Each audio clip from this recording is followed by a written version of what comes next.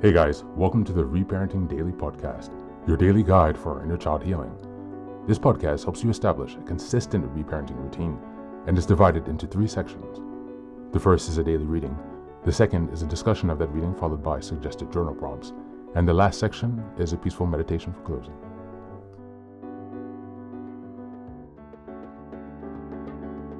Good morning, good afternoon, and good evening from whenever and wherever you're joining us. I'm so glad that you're here as we continue on this journey of self-expansion and growth. If this is your first time, welcome. Now, before we dive in, I have a few quick reminders. Please like, share, and subscribe to this podcast on Apple Podcasts, Spotify, and YouTube. Your support here helps us spread the word, allowing us to continue to grow this community. Next, I'd like to introduce our Patreon group, where we have 3 weekly meetings. On Sundays, we have a meditation meeting. On Tuesdays, we have book club meeting. And on Thursdays, we have open topic discussions. These meetings take place at 6 p.m. CEST, so Amsterdam, Paris time. For my next announcement, I'd also like to introduce the Reparenting Daily journal, which you can find on Amazon. This journal follows along with the podcast, so each weekly and monthly themes are reflected in the journal. It provides space for you to keep your notes with plenty of extra resources on each topic to be discussed. It's an excellent tool, and if you purchase it, you can join our weekly meetings for free. Just send me an email and we'll get you linked in. For the last announcement, I'd like to introduce one of my most meaningful creative projects, a 3-volume series entitled Fairy Tales for Reparenting. Now, you might be wondering, why fairy tales? Aren't those just for kids? But through my personal healing journey and in studying the work of Carl Jung, Marie-Louise von Franz, and other spiritual and psychological traditions, I've come to see fairy tales as powerful symbolic maps for transformation. They carry deep, timeless wisdom, especially for those of us doing the hard work of reparenting ourselves. The series follows the structure of the hero's journey. Volume 1 explores the wounded child, stories of loss, betrayal, and innocence. Volume 3 is about the trials of endurance, cunning, and self-discovery. And Volume 3 is the return, stories of transformation, power, and wholeness. Each story is followed by journal prompts and space to reflect on how each story connects to your own inner healing journey. These are not just tales, they're tools. They're an invitation to connect with the part of you that still believes in magic and possibility and healing. You'll find both familiar classic and lesser-known stories from cultures around the world, offering you fresh insights and inspiration on your path. All 3 volumes are now available on Amazon. Your support means so much to me, not just for this project, but for the larger mission of helping myself and others reconnect inwardly. Reparenting is like nurturing a bonsai tree. It's not fast, it's not flashy, but with care, patience, and consistency, it will transform you. Thanks so much for being here and for supporting this work, and also for committing on your personal journey of self-expansion. Now, without further ado, let's dive into today's practice. Today's reading is called How Childhood Trauma Impacts Play and Rest in Adulthood. This is by the blog Mindfully Minding Me, by Elisa Blair. Just as a reminder, we're in August. The theme for this month is Healing the Inner Child. We're in week 4, which is August 22nd until the 31st. And the theme for this week is Integrating Play and Joy. Are you finding yourself more irritable these days? Finding yourself unsure about where you are going and what you are working towards? Maybe you feel like you have some steps to get done first, and then things will be fine. My life will start after I finish this degree or class. My life will begin after I get that promotion, after I get married, after... But guess what? Your life is right now. These thoughts can be all too common for someone who experienced childhood trauma. And remember, trauma is anything that is not nurturing. I'm here to tell you just how important rest and play is for adults and why it can be so hard for those who experience childhood trauma to rest and play as adults. People who have had trauma in their childhood often have their nervous systems wired in a way that can continue to impact them into adulthood. Our nervous system, our brains, do a pretty amazing job of getting us through some pretty tough things. But what happens when life is not so dangerous or chaotic? Well, we find ways to keep the chaos and energy going at full speed. Rest becomes scary. Slow periods are seen as boring. play is something that is seen as a waste of time. Maybe you are the type of person that is always on the go. After completing a goal or hitting the mark, you find yourself looking for the next goal, the next thing to push yourself for to succeed.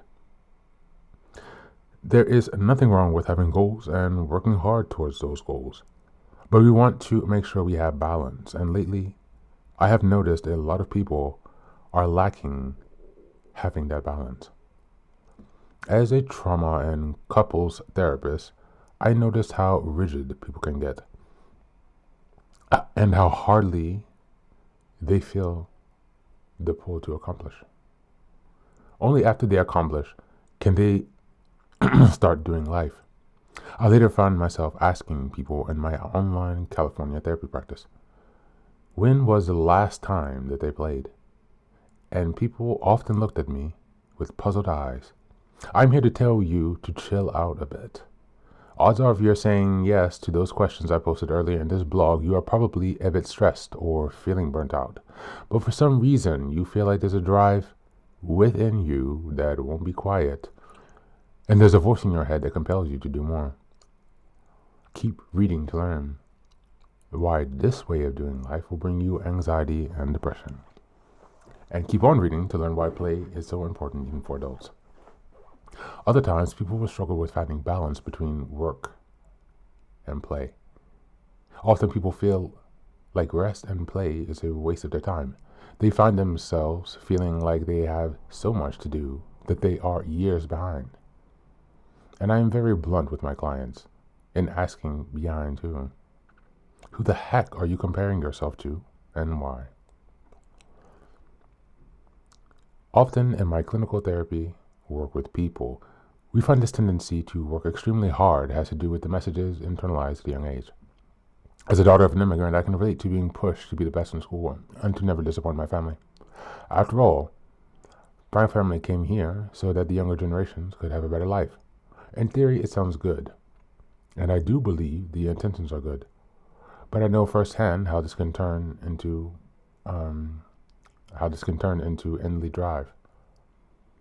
It can feel like you are on a hamster wheel of chasing and chasing. Talk about stress. More stress means more anxiety and depression, all fueled by negative core beliefs. But why do people do this to themselves?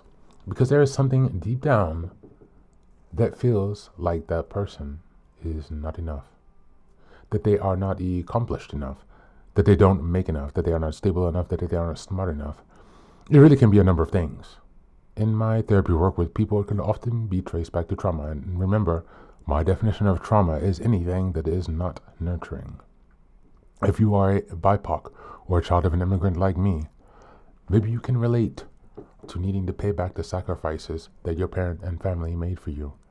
If you were raised by emotionally immature parents and your parents were absent, maybe you found yourself struggling with feeling the need to be responsible to an extreme end.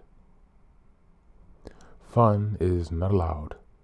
Fun and play are a waste of time. Time you can use learning, cleaning, or helping others. Honestly, I often reference Lucia from Encanto to my client all the time. That song Pressure hit deep for so many people. But guess what? There's no reward for the most tired, most worked. You can be enough and live life at a slower pace with more ease. If you're looking for a sign to take a breath and work on rest, please use this as one. I wish you rest for moments in this season of life. Life is a journey, not a destination. Having goals is wonderful and can help you create some direction, but living for the future can make the present feel like a chore. When people are more present in their day-to-day life, they tend to feel less anxious, less depressed, and more satisfied with their relationships. Thank you. That's the reading for today. You can check out the link in the show notes to read the rest of the article.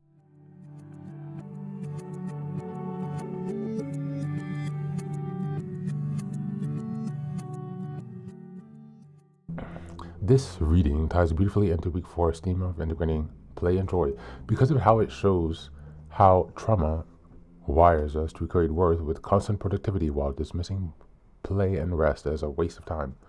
For many of us with childhood trauma, Slowing down feels unsafe because stillness once meant danger, neglect, or criticism. So we push ourselves endlessly, working, improving, achieving in order to outrun the emptiness on the inside. But this cycle only fuels burnout, anxiety, and depression. The reminder here is that life isn't waiting for us at some future milestone. It's happening now. And reclaiming play is how we invite joy into the present. On a monthly level, this connects back to the work of reparenting the inner child. Our younger selves were often denied rest, stillness, and carefree joy. Sometimes, perhaps, we were even punished for it. By giving ourselves permission to play now, to rest, and to find balance, we're telling our inner child, you don't have to earn love through exhaustion. You are already enough. Integrating joy doesn't mean abandoning goals. It means making space for vitality along the way. When we balance work with play and rest, we live more fully, build stronger relationships, and create a life that nurtures instead of depletes us. As we go into the journal prompts today, number one, when I was a child, what message did I receive about rest? And how do those messages show up in my adult life? Number two, what small moments of joy, play, or silliness can I bring into my week to balance my responsibilities? And number three, how would my life feel different if I stopped postponing joy until after I reach my next achievement? That's it for today. As always, thanks for being here. Take care of yourself, and please do be well.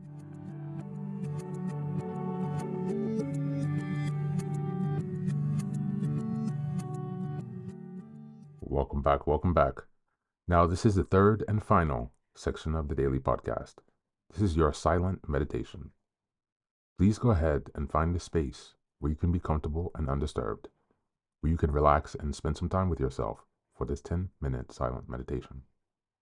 You can choose to be sitting, standing, lying down, or in whatever position makes you comfortable today. Take a moment to simply be with yourself. Focus on your breath and gently connect with each part of your body. If thoughts arise, don't let them overwhelm you. Just observe them without attachment. Imagine them as leaves drifting down atop a river, passing by without needing your engagement. Stay present, grounded, and open to this moment, no matter what time you are listening and practicing this meditation. Namaste.